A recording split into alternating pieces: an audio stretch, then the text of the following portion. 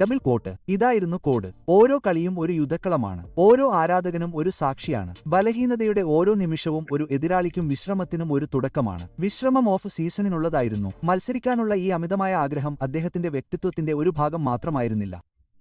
അദ്ദേഹത്തിന്റെ വിജയത്തിന് കാരണമായത് ആ എഞ്ചിനായിരുന്നു. ജോർദാനെ മാതൃകയാക്കാൻ ധൈര്യപ്പെട്ട കോബി ബ്രയാന്റിലേക്ക് പകരുന്ന ഒരു മാനസികാവസ്ഥയായിരുന്നു അത്.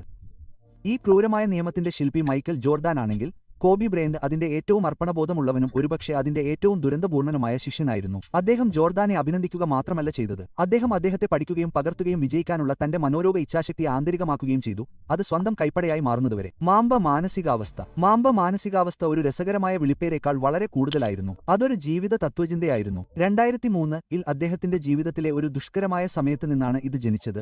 അവിടെ അദ്ദേഹം തന്റെ കുഴപ്പത്തിലായ പുറം ലോകത്തെ കോർട്ടിലെ ലേസർ ഫോക്കസിൽ നിന്ന് വേർതിരിക്കാൻ ബ്ലാക്ക് മാംബ ആൾട്ടർ ഈഗോ സൃഷ്ടിച്ചു.